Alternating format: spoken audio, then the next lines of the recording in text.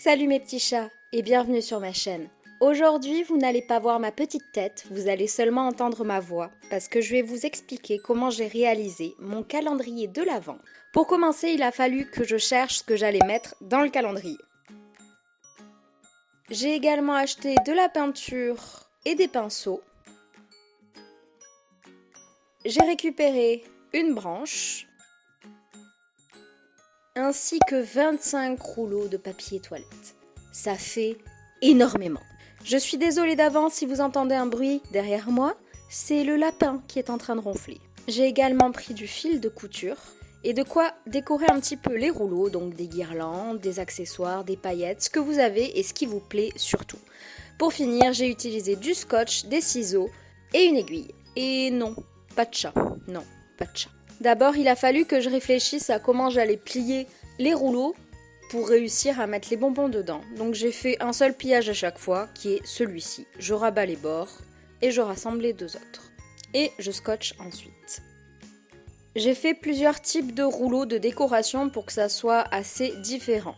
La première, je faisais du double face avec un scotch, tout simplement en scotchant en faisant un rond. En scotchant ensuite une partie sur le rouleau et j'accrochais ensuite avec une guirlande.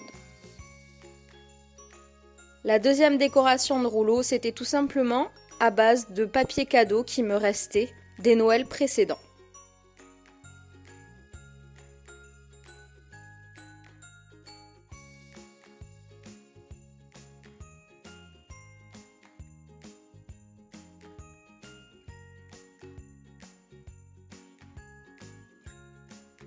La troisième, à base de peinture, celle qui a été le plus longue à faire, je vous préviens tout de suite, c'est assez long si vous voulez en faire beaucoup avec. Mais ce qui est bien, c'est que c'est assez thérapeutique aussi à réaliser. Comme vous le voyez, je l'ai fait sur plusieurs jours parce que tout simplement, je crois qu'en tout et pour tout, j'en ai bien eu pour, bien 6-7 heures, je dirais. Une fois tout sec, parce qu'évidemment, il a fallu peindre ensuite sur les rouleaux de papier cadeau et de guirlandes les numéros pour savoir où on en était tout simplement. J'ai percé 2 trous avec l'aiguille et j'ai enfilé tout simplement du fil à coudre dessus. Une fois ceci fait, j'ai tout simplement rajouté les rouleaux sur la branche.